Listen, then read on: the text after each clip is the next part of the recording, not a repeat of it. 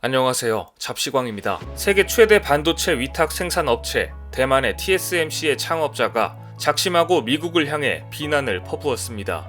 장중머우 전 TSMC 회장은 타이베이에서 미국 정부가 반도체 자국 생산을 적극적으로 추진하고 있지만 미국은 생산 비용이 너무 많이 든다. 아무리 반도체에 120조 원을 넘게 투입해도 미국 내 공급망을 완전히 정비할 수 없다. 미국이 과거의 반도체 강국으로 돌아가는 것은 불가능하다 라고 폭탄 발언을 날린 것입니다.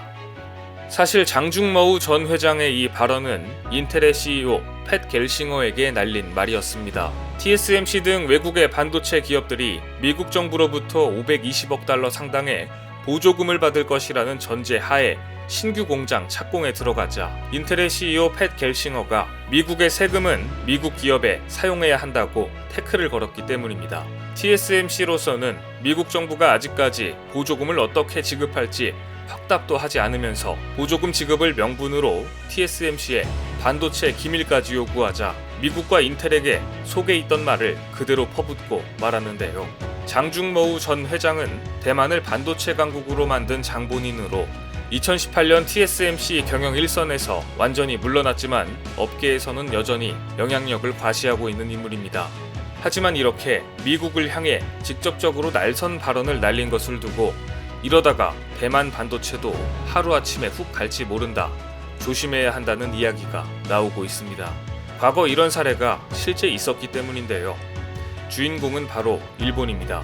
과거 반도체와 전자 분야에서 세계를 호령하던 일본이 하루아침에 반도체 패권을 잃어버린 이유는 미국의 일본 찍어누르기가 있었기 때문입니다.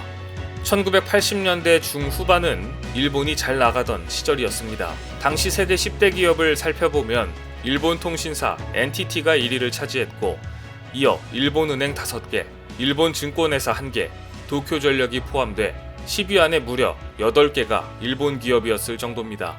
특히 일본이 반도체와 전자산업으로 성장하고 미국의 대일본 무역 적자가 심각해지자 미국은 슬슬 일본 길들이기에 들어갔습니다. 미국의 일본 공격은 두 가지로 진행됐습니다. 하나는 일본 반도체 기업들의 자료를 제출받는 것으로 시작됐습니다. 자료를 분석한 미국은 일본 기업들이 미국 기업의 특허를 도용해 반도체 및 전자 분야에서 세계 시장을 장악했다고 공격하는 것이었고, 다른 하나는 환율 전쟁이었습니다. 첫 번째로 미국은 슈퍼 301조로 불리는 초법적인 무역법을 제정해 일본 기업들을 전방위로 압박해 들어갔습니다. 슈퍼 301조를 들이대며 일본이 자국 반도체 기업에 보조금 수억 달러를 줬다며 반덤핑 혐의로 조사에 나섭니다. 거기에 미국은 상무부의 직권조사를 통해 일본을 길들이기 시작했습니다. 직권조사란 기업들의 제소 없이도 특정국 수출품의 덤핑 여부 등을 조사해 높은 관세를 부과할 수 있는 매우 강력한 무역 제재 수단이었습니다. 결국 세계 최대 메모리 반도체 생산국이었던 일본은 이를 통해 미국 기업으로부터 각종 특허 소송을 당하게 됐고 쇠락의 길을 걷게 됩니다. 일본 최대 D램 생산업체 NEC, 히타치 합작회사 역시 그 여파로 끝내 파산하고 맙니다. 그리고 이때부터 한국과 대만은 반도체 산업을 키우게 됩니다. 두 번째로 미국은 외환 시장을 통해 일본을 길들였습니다. 1985년 미국은 뉴욕 플라자 호텔로 일본을 비롯해 선진 4개국의 재무장관을 소집했습니다. 그리고는 현재 미국의 무역 적자가 너무 심각하니 엔화 강세를 유도해달라고 요구합니다. 당시에도 일본은 핵우산과 자위대 문제로 미국과 마찰을 일으킬 수는 없는 형편이었습니다. 지금 대만이 중국의 위협 아래 미국이라는 군사동맹의 보호가 필요한 것처럼 말입니다. 결국 일본은 엔화에 대한 달러 가치를 떨어뜨리기로 합의했고, 이 플라자 합의야말로 일본의 끝없는 장기 불황, 그 시작을 알리는 사건이었습니다. 처음 엔고의 시대가 되자 구매력이 커진 일본 국민들은 미국의 부동산과 금융기관들을 사들이기 시작했습니다.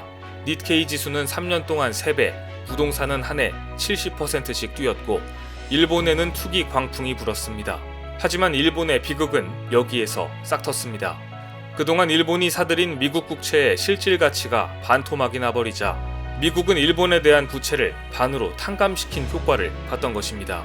결국 일본만 완전히 손해를 본 것이죠. 더구나 거품에 취해 부동산 투자만 하고 신기술에 대한 투자 연구에 소홀했던 일본 기업들의 성장은 멈춰버렸고 일본은 플라자 합의 이후 입은 치명상을 지금까지도 회복하지 못하고 있습니다. 30여 년이 지난 지금 전 세계 반도체 생산 능력의 80%는 한국, 대만, 중국 등 아시아가 차지하고 있습니다. 특히 중국의 반도체 굴기를 상대해야 하는 미국으로서는 하루 한시가 급한 상황입니다. 그런데 지금 대만의 TSMC가 일본과 반도체 공장을 짓는다며 유난히 일본과 가까워지고 이제는 미국의 이런 날선 쓴소리까지 날릴 정도로 기세등등해진 것인데요. 미국 입장에서는 가뜩이나 대만이 중국으로 넘어갈 수 있다는 위험 부담이 있는 상황에서 대만의 반도체 의존도가 높은 현재 상황이 불편할 수밖에 없습니다. 과연 미국이 이런 TSMC를 그대로 놔둘지 30년 전 기세등등하던 일본을 길들였던 것처럼 치명타를 날릴지 아직 알 수는 없지만 분명한 것은 최근 미국이 한국에 더욱더 반도체 동맹, 무역 동맹을 강화하기 위해 적극적으로 다가서고 있다는 점입니다. 즉 대만의 반도체가 없어도 미국의 반도체 공급 차질이 없도록 한국을 통해 미리 준비를 하고 있다는 느낌이 강하게 드는 것이죠. 이런 흐름 속에서 오는 18일 미국 무역대표부 대표가 10년 만에 서울에 옵니다.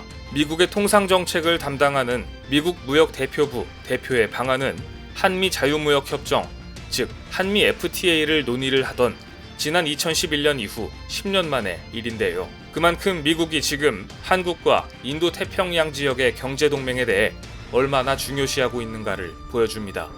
이 같은 분위기는 이미 반도체, 부품 소재 기업들까지 감지했고 이들은 벌써 실제로 움직이고 있습니다. 특히 미국, 일본, 네덜란드 등 반도체 핵심 기술이 있는 나라들이 너도나도 한국에 직접 공장을 만들고 투자를 하기 위해 한국으로 몰려들고 있습니다.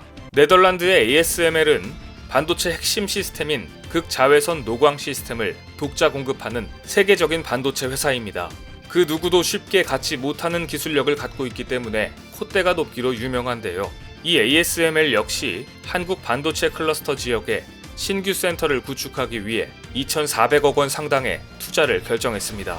연매출이 10조 원이 넘는 미국 반도체 장비 제조업체 램리서치 역시 마찬가지입니다. 최근 화성 발안공단에 새로운 생산 공장을 운영하기 시작했습니다.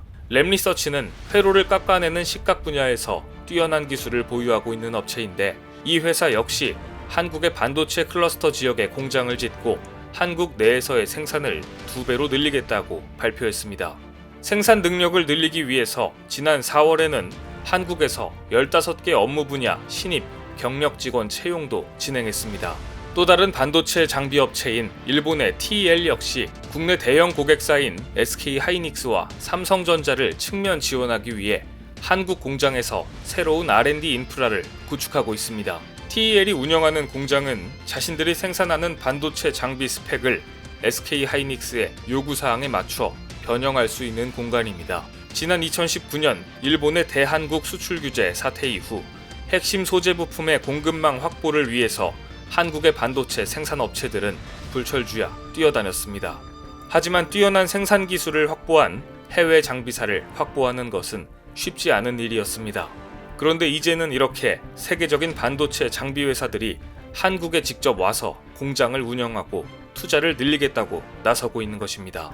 한국으로서는 직접 고용을 늘리고 훗날 국내 반도체 생태계를 이끌 토종 반도체 인재를 자연스럽게 육성할 수 있으며 새로운 국내 반도체 공급망 조성에 상당한 보탬이 될 전망인데요. 반도체 공급망의 마비로 세계 반도체 시장에 패권 다툼이 심해지고 있는 상황에서 이처럼 고급 기술을 가진 해외 업체들이 주요 고객사인 삼성전자, SK하이닉스의 주요 생산 라인으로 있는 한국에 와서 생산과 연구 개발을 하는 것은 반도체 위탁 생산 산업의 힘의 균형마저 대만에서 한국으로 넘어오고 있다는 증거라고 볼 수 있습니다. 오늘 준비한 소식은 여기까지입니다. 댓글을 통한 여러분들의 많은 의견 기다리겠습니다. 많은 분들의 생각이 모였을 때 진정 가치 있는 지식이 완성될 것입니다. 시청해주셔서 감사합니다.